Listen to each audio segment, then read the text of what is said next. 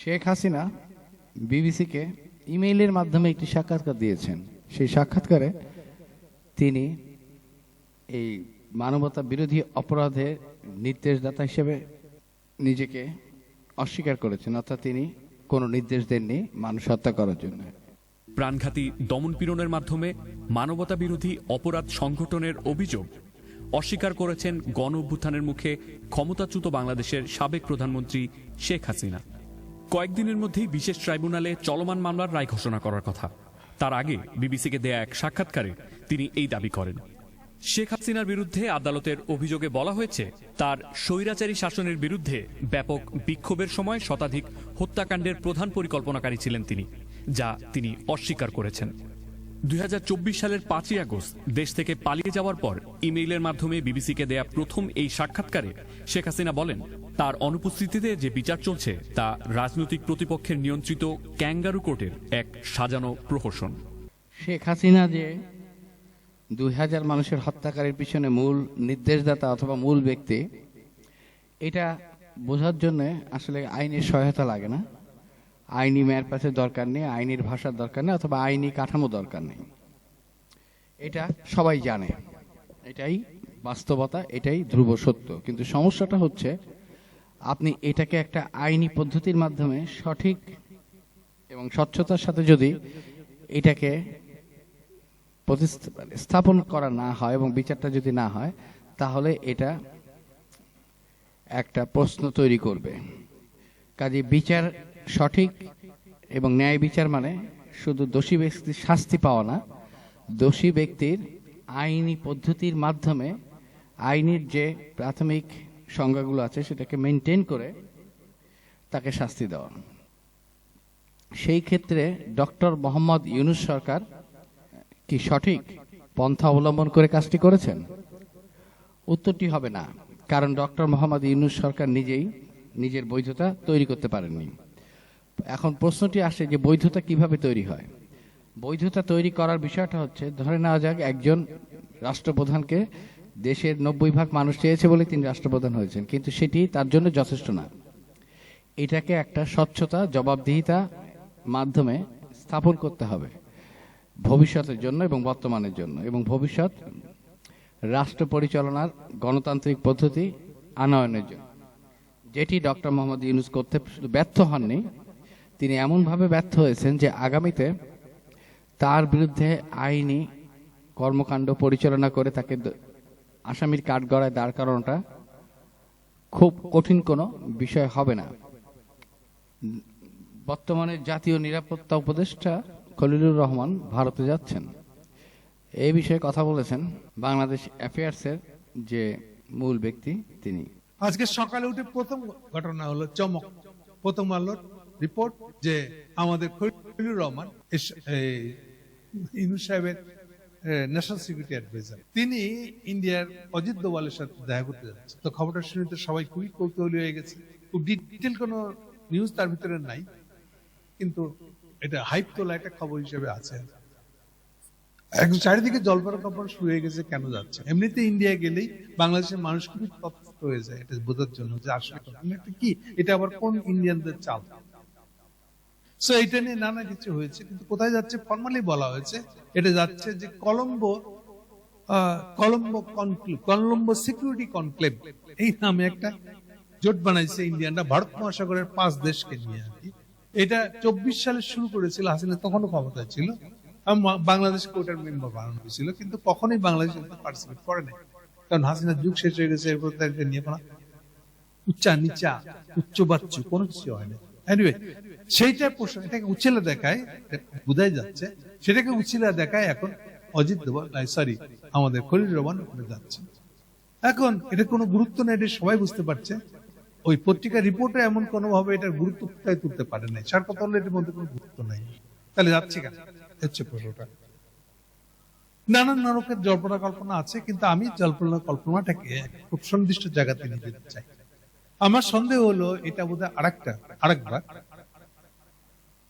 বাংলাদেশের শাসকরা প্রণব মুখার্জি খুঁজতে যাচ্ছে, ঠিক যেরকম হাসিনা এটা প্রণব মুখার্জি ছিল। প্রণব মুখার্জি ছিল মানে হলো 1/11 ক্ষমতা নিয়েছিল জেনারেল মইন, জেনারেল মোয়েল ক্ষমতাটা নেওয়ার পরে প্রথম বছর আরামে কাটাইছিল, পরের বছর থেকে আর পারেনি। পরের বছর থেকে এই বাংলাদেশকে ইন্ডিয়ার হাতে তুলে দেওয়ার ব্যাপারটা ঘটে যায় ওই 7 সালের জুন থেকে।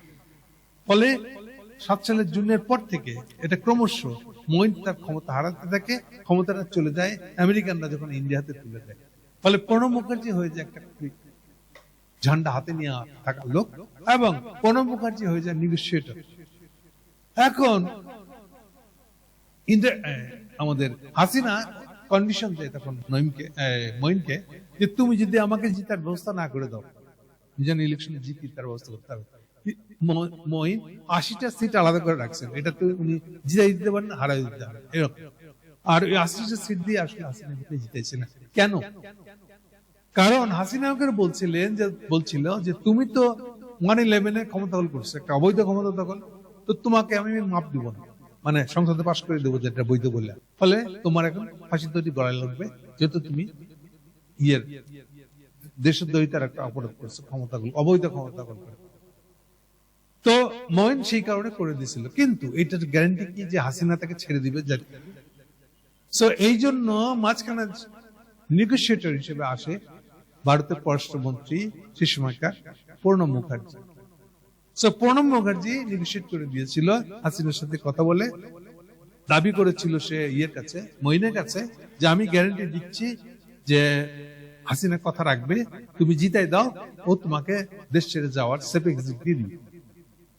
এবং অ্যাকর্ডিংলি দিয়েছিল। যদিও হাসিনা থেকে অ্যাসাইনমেন্ট দিয়েছিল দুইটা, একটা হলো মঈন তাকে জিতিয়ে দিবে, আর নাম্বার 2 এই যে 25শে ফেব্রুয়ারি ইলেকশন শেষ হওয়ার, হাসিনার গভর্নমেন্ট তৈরি হওয়ার 2 মাস আগে, 2 মাসেরই আগে 25শে ফেব্রুয়ারি পিলখানা হত্যাকাণ্ড, এই দুইটা কাজ ঘটাই দিতে হবে।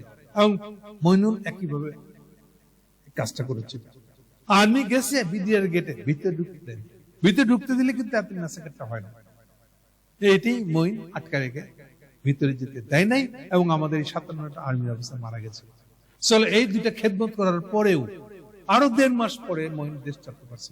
সমস্ত কথাগুলো এইবার প্রণব মুখার্জি যখন একটা বই লিখছে মেমোয়ার্স, সেই মেমোয়ার্স বইয়ের মধ্যে এইটার উল্লেখ করে দিচ্ছে। পেটি বুঝতে হলে যা হয় আর কি, এইটা যে একটা গোপন আলোচনা এবং অবৈধ তো এই ধরনের নেগোশিয়েট দেওয়া, কিন্তু এইটা উনি খুব বীরত্বের সাথে লিখে আলাদা।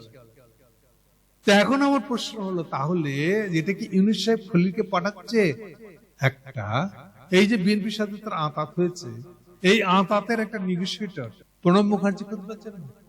এবং সেই প্রণব মুখার্জি, অর্থাৎ ইউনুস সরকার এখন বিএনপির উপরে নির্ভরশীল তার ছাড়পত্র পাওয়ার জন্য, লেটার অফ ডিসচার্জ, আর এটার জন্যই সে এখন ইন্ডিয়ার উপর নির্ভর করছে। এটা খুব সাধারণ জিনিস। যখন একটি দেশের রাজনীতি গণতান্ত্রিক পদ্ধতি অনুসরণ করে জনগণ কেন্দ্রিক না হয়, জনগণকে উপেক্ষা করা হয়, তখন তাকে অক্সিলারি ফোর্স বা শ্যাডো ফোর্সের উপর ডিপেন্ড করতে হয়।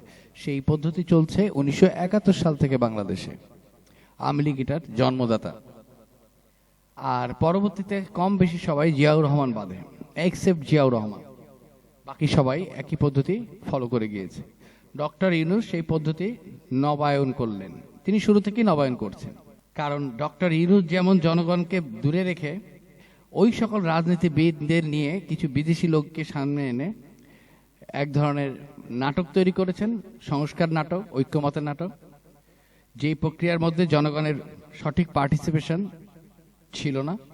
একইভাবে এই পদ্ধতির মধ্যে আলটিমেট রাইটটা তো জনগণ দেবে, সেটিও তার সময় কিভাবে এটা নিষ্পন্ন হবে সে বিষয়ে কোনো দিক নির্দেশনা ছিল না। যার ফলে, এবং তিনি যাদেরকে নিয়ে করেছেন তারা সবাই জনগণকে প্রতারণার যে চক্র, দীর্ঘদিনের যে চক্র এবং ইতিহাস, তারই অ্যাক্টিভ পার্টিসিপেন্ট। এই সকল রাজনীতিবিদদেরকে সাথে নিয়ে তিনি এক ধরনের দীর্ঘমেয়াদী নাটক তৈরি করেছেন। কেন? কারণ তার নিজের এজেন্ডা বাস্তবায়ন করা, তার নিজের লাভটাকে উসুল করে নেওয়া। তিনি যে সকল উপদেষ্টা যারা বেশিরভাগই হচ্ছে ইনঅ্যাক্টিভ এবং অযোগ্য, তাদেরকে লাভ করিয়ে দেওয়া, এবং বাইরের যে শক্তির সহায়তা তিনি ক্ষমতা এসেছেন, সেই বাইরের শক্তির এজেন্ডাকে বাস্তবায়ন করা। Doctor Yunus has nothing to do with the political and state system or democracy, তার কিছুই যায় আসে না। মুখার্জিটাকে অজিত দোভাল হবে, এইসব নিয়ে জল্পনা কল্পনা উঠছে এবং আরো উঠবে, এবং যতদিন এটা পরিষ্কার না হবে ততদিন জল্পনা কল্পনা চলতে থাকবে। না হলে এরকম খোলে আম ইন্ডিয়ার সাথে ইউনূস সাহেবের সম্পর্ক ভালো হয়ে গেছে এবং এরকম আমরা কেউ জানি না, কোথাও হয়েছে তার কোনো চিহ্নও নাই, তাহলে হঠাৎ করে অজিত দোভাল খলিলুর রহমান একবারে ইয়ে করে ইন্ডিয়া চলে যাচ্ছে কেন? এই প্রশ্নটা আপনাদের সামনে রাখলাম। Thank you.